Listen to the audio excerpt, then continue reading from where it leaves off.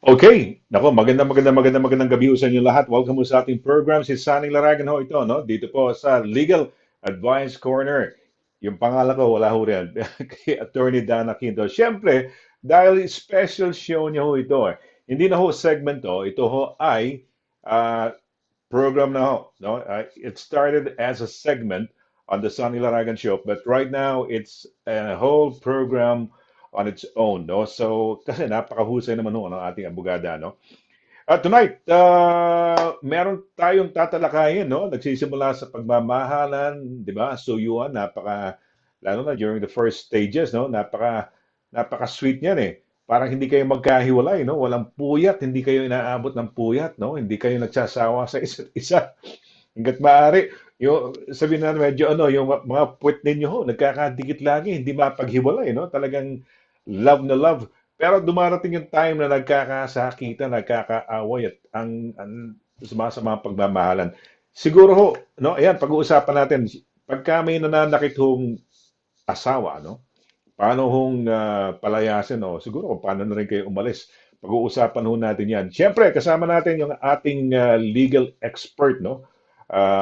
Siya na ho ang eksperto natin dito sa legal, no? Mga legal things dito sa UK. Wala ho tayong masyadong alam, kaya ang programa natin ay very educational. Marami ho tayong natututunan nang dahil sa ating mga kasamahan, no? Katulad ni Attorney Dana Quinto tungkol sa batas. Okay, Attorney, magandang gabi sa iyo. It's nice seeing you again tonight. Magandang gabi sa'yo. Magandang gabi, Mr. Laragan. Ilonggo ako. So, mayong gabi, mga kasimanwa. So, yeah, it's nice to be back. Nag-a-adjust pa ata yung video sa akin. Hindi pa siya nakapag-adjust. Ayan, ayan, ayan. Yes, medyo may pixelation ako. Ayan, nag-adjust siya. Nagulat. Okay, good evening, ha? Good evening. Can you hear me? Nadidinig mo ba ako? Ayun na. Opo, opo. Okay, Loud and clear. fantastic. Oh, yes. Wala na akong earpiece eh. Wala na yung dating nakasabit sa tenga kong ganyan. Wala na ito eh. I'm trying to be wireless, no?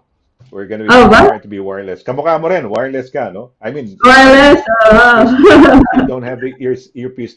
Okay, well, good evening, attorney, no? Gaya ng kaninang pasakali ko, sabi ko, pagmamahalan, napakasarap sa simula, di ba? Hindi kayo magkahiwalay, walang puyatan, no? Talagang, ah, minsan yung mga sumusundo, yung pag nanunuyo yung mga lalaki, talaga sinusundo, mas malayo, pupuntahan, eh, no? Pero pagka may Yeah. asawa na, parang wala na, eh, no? Hindi na sinusundo, umuwi ka na lang mag-isa. O, ganyan, no? May bus naman, eh. Ganyan, no? Di ba? Yun So, nga yan. eh. Yeah. So, so tonight, ano ang pag-uusapan natin, attorney? Gaya nga po ng sabi nyo, normally nag-uumpisa na maayos, mahal, sobrang lahat isasakripisyo. However, ang ang nangyayari minsan is you get into a situation, pressured sa trabaho, pressured sa nangyayari sa mundo, lalo na nung COVID, I think natin na tumaas yung mga incidents ng nagkakasakitan yung mag-asawa, nagkakapikunan for whatever reason, yung dating sweet, eh biglang nagsasampala, nagtutulakan, and so on and so forth. And umabot sa punto na parang tama na, kasi unang-una, safety first. Kung ano yung mga options mo, here we are, para bigay sa mga kababayan natin yung options nila when nandun na sila sa point na sinasabi nila sa sarili na, tama na, ano bang pwede kong gawin? Paano ko ba palayasin yung nananakit na asawa? Or, if may other options pa ako na ako yung lalayas, ano ba yung mga matutulong sa akin ng gobyerno or ibang organisasyon dito sa UK. So it's quite important, especially ngayon, as I've said, mataas pa rin ang incidents ng domestic abuse. Nakita nyo sa social media over the last few months, mga tips na mga and so on and so forth. So without further ado, sasabihin ko, the first and foremost na advice sa lahat, safety first. safety first. So, pag may mga ganyang incidents na nagkakasakitan at kailangan na ng tulong, ang una niyong tatawagan police. Hindi yung abogado, hindi yung kaibigan, but the first and foremost, from a lawyer's perspective, is isalba ang sarili, tumawag sa police. Kasi ang police, kaya talaga nilang, sila yung may power dito na mag-arrest, mag-stop ng crime that's happening. And potentially, tanggalin sa bahay yung tinatawag natin na perpetrator para ma-save yung injured person. Ito yung mga technical term eh. So yung perpetrator, so pupunta yung police. So if kung tumawag ka, sabihin mo may incident sa bahay, so sabihin mo kung nasan yung bahay niyo and so on and so forth. At meron silang power talaga na tanggalin yan, at if appropriate, magkakaroon ng temporary restrictions or temporary restricting order, injunction, kumbaga bawal lumapit sa'yo within 100 meters, ganon. So that's isa sa pinakaunang option nyo and pinaka-immediate na option nyo kung nandun kayo sa sitwasyon na yon. Now, may mga instances na takot or hindi ka makapagsalita. Kumbaga, hindi kayo nandun sa heat. Pero wala kayo sa heat ng incident, but gusto mo nang sabihin, gusto mo nang magsumbong sa police. Merong way na magsumbong ka kahit hindi ka magsasalita, and that is to press 55. So all you need to do is press 55 at alam na ng police na ito ay isang distress call. So that's something very important na information para sa mga kababayan natin who's siguro for whatever reason minsan wala pa yung courage, hindi pa ganun hindi kaya sabihin. So yeah, you can just press 55. Tawagan mo muna yung police and press 55. Ngayon naman, minsan, we talked about this and sa atin, di ba, pamilya muna, family first. So, karamihan ng mga asawa na to tatay or nanay ng mga anak natin. And from experience, isa sa hindrance, bakit ayaw tumawag ng police? Ayaw naman nila ipakulong yung tatay o nanay ng anak nila. So, sasabihin ng kliyente sa akin, ano pa ibang option ko? Ayaw ko naman silang ipakulong, ayaw ko naman magkaroon sila ng criminal record, pero kailangan namin ng space, ng distance, kailangan kong umalis sila kaya sa bahay na to. Paano ko hihingi ng tulong ng batas para order sila na umalis sa what we call a family home. So meron sa civil side, so hindi criminal, civil side, the family law side, may options ka to apply for what we call non-molestation order and non-occupation order. Non-molestation order is parang injunction yan na bawal ka saktan, na i-promise ng tao na to na bawal ka i-harass, or bawal siya mag-utos ng kahit sinong taong i-harass o saktan ka. Now, the second one, non-occupation order, mas mabigat to. Ito na yung layasan. Ito na yung paano papalayasin. Ito na yung sagot dun sa headline natin today. So, pwede mong hingin sa civil court, dito criminal civil court, family court ng UK, na yung asawa mo, nandun na kayo sa sa ending dahil sinaktan ka, na i-order ng court na bawal tumira sa bahay nyo yung asawa mo. So, pwede yan. Minsan, na may mga creative na solusyon yung korte. Sasabihin nila, hindi naman ganun ka lalapa yung problema. Hindi wala pang sakitan, nagkakainisan lang.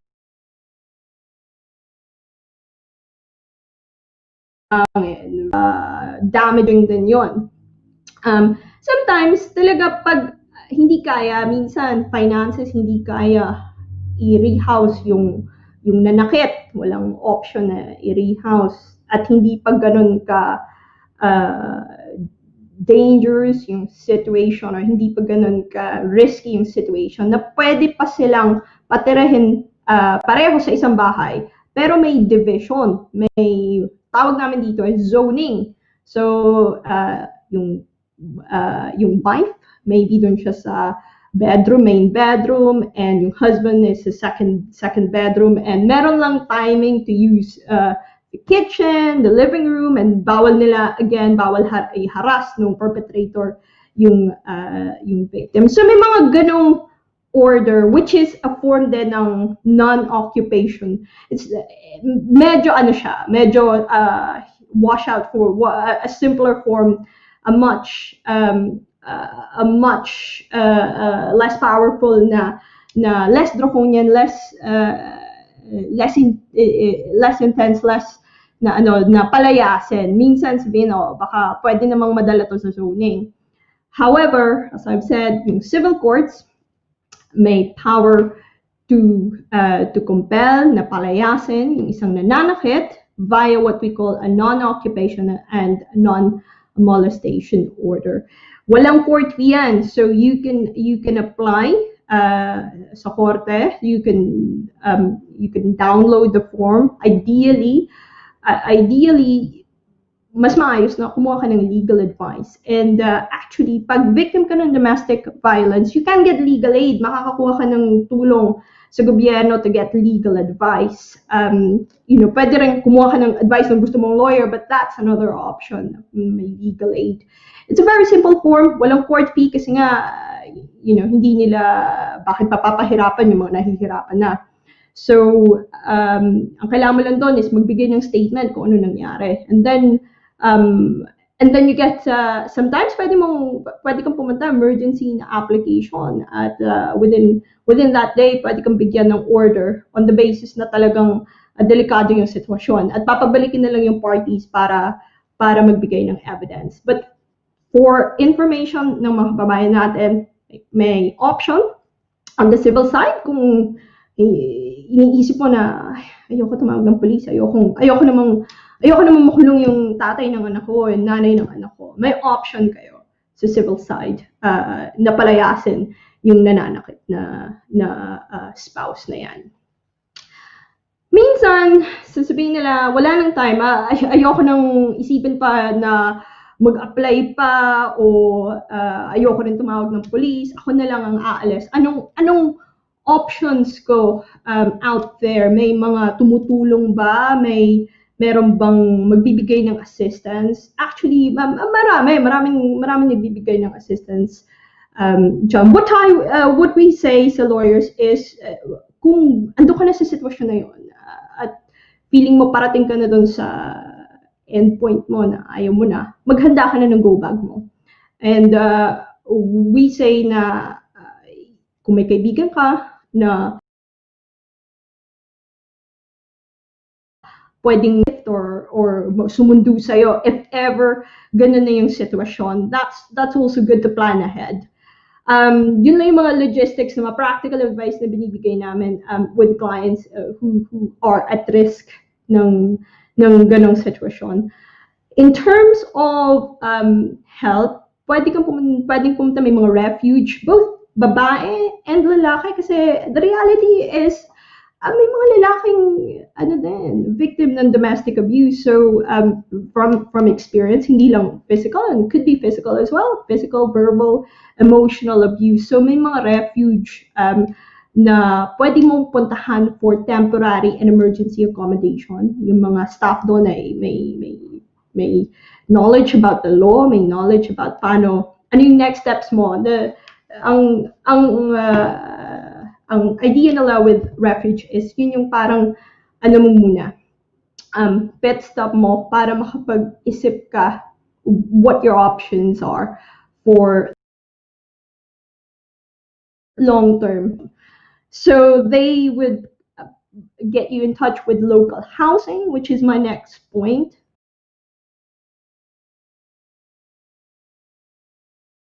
or UK, ang gobyerno is actually tumutulong i-rehouse yung mga na-homeless dahil sa domestic violence. So it's something na I'm sure narinig niyo na from around, but if hindi pa, this is something na particularly um, they're very good at, I would say, from experience, na talagang uh, they're trying to support yung pinaka-vulnerable sa society natin. So, um, so the idea is that matanggal ka dun sa sitwasyon, sa delikadong sitwasyon na yun straight away, and makakuha ka ng tulong from the government. So, pwede ka mag-apply for housing benefit, pwede ka mag-apply for rehousing if victim ka ng domestic violence. So, as I've said, may options ka. If talagang sabi mo, ayoko nang, ayoko nang mag-go through pa dun sa korte na yan. I don't want to go through sa criminal courts. I don't want to go through sa civil courts. All I wanted to do is start anew. And naririnig ko din yun minsan, start anew, ayoko na talaga, I want to go. So, yun yung options mo. You could go to a refuge para just a situation, and then for long term, much more longer term na solusyon, get in touch with housing, get in touch with your local council kasi pwede silang makatulong doon. So, yeah, yun yung options ng mga kababayan natin. If ever nakita nyo yung sarili nyo in a situation na sinasaktan kayo ng spouse nyo, or not necessarily spouse, kahit anyone na kasama nyo sa bahay, so yung non-molestation, non-occupation, yun, kahit cohabitation na kayo, kahit mag-girlfriend or mag-boyfriend pa lang kayo. Yan ang masama, attorney, no? Pagka ganyan, yung part na yan, maabot na sa ganyan, sa sakitan, no? Okay, teka muna. Yung sinasabi mo, that ida-download lang yung form, there's nothing to pay, dahil naiintindihan ng mga korte, ng gobyerno, na, di ba, may kumbaga problemado ka na dyan. So, walang fee. Anong website? May website ba yung inaano? Okay, so pag tinype nyo sa Google, non-molestation at non-occupation order. Actually, mas simple pa nga ata yung wording dyan. If you're a victim of domestic violence, so what can you do? So may guidance yung korte doon kung ano yung pwede nilang gawin. In the same way, Citizens Advisory Bureau, may mga guidance din sila. And sasabihin mo na, yes, pwede mo siyang i-download, but actually, pwede kang eligible ka for legal aid for kung victim ka ng domestic violence. So, pwede ka makakuha ng legal representation kahit sasabihin mo, hindi ko na wala akong trabaho or I can't afford it. So, pwede kang humingi ng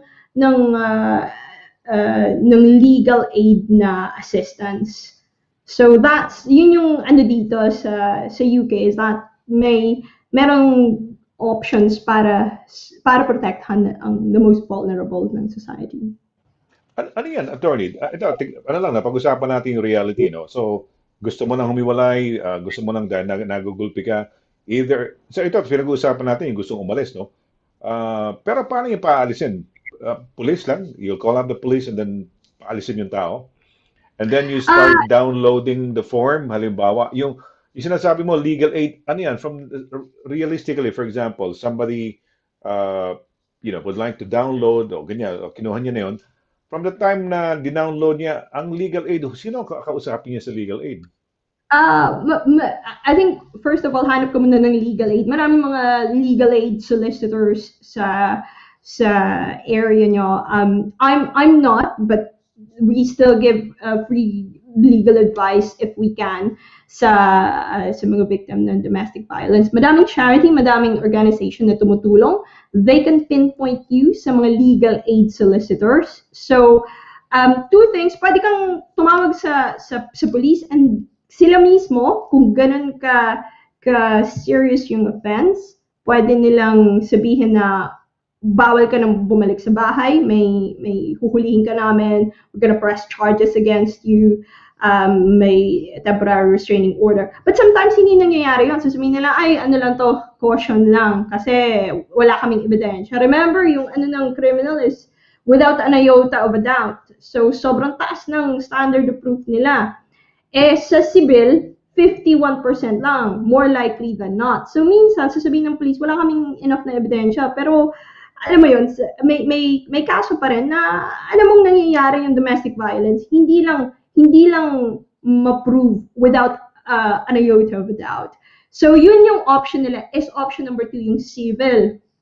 Or sabi ko nga minsan, ayaw isumbong sa police kasi nga ayaw magka-record. Pero gusto pa rin paalisin. So, yun yung second option mo is get in touch with a solicitor kung resources ay and pera ay problema, may option ka pa rin via legal aid. Pag legal aid, they will help you fill up the forms. They will help you. Ang kailangan mo lang is bigay yung statement mo. So it would help. I know pag nangyayari na, hindi mo na ma-journal lahat yan or hindi mo na iisipin na susulat ko pa ba yan, Dana? Nasaktan na nga ako. However, kung may masasabi ako sa if anyone who's going through something, it really is worth, kung may time kayo, to journal it. To journal kung ano yung pinagdadaanan nyo. Kung iniisip nyo to go that way, i-escalate that way. Kasi pag andun na kayo sa harap ng legal aid solicitor or solicitor nyo, sabihin nyo, eto, I've taken notes kasi I want my case to be as watertight as possible, as strong as possible. So the more details na mabigay mo, the more details ng date, details ng incident, it would obviously help your case better. So yun yung civil na option. Pwedeng both if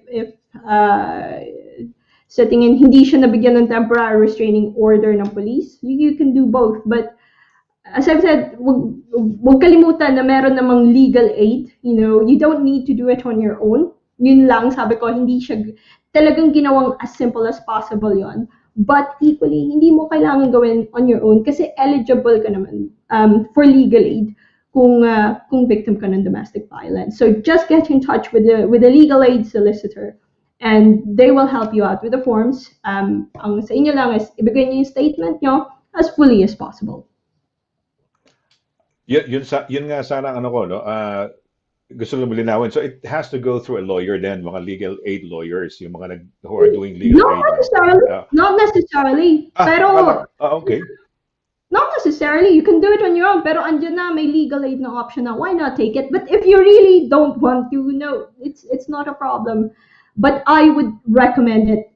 Sasabihin mo, most of the time, sasabihin nila, ayoko mag-abogado kasi ang mahal. Here we are, may option na ng legal aid. Andyan na yung legal assistance ng gobyerno sa'yo. I think take it. Take it, andyan na eh. Pero you couldn't do it without a lawyer initiating it for you, ganun ba? Not necessarily. You can do it. Pwede, okay. So you can do it and then you can apply, put in, You can apply, fill go up to the a form. court. Okay. Okay.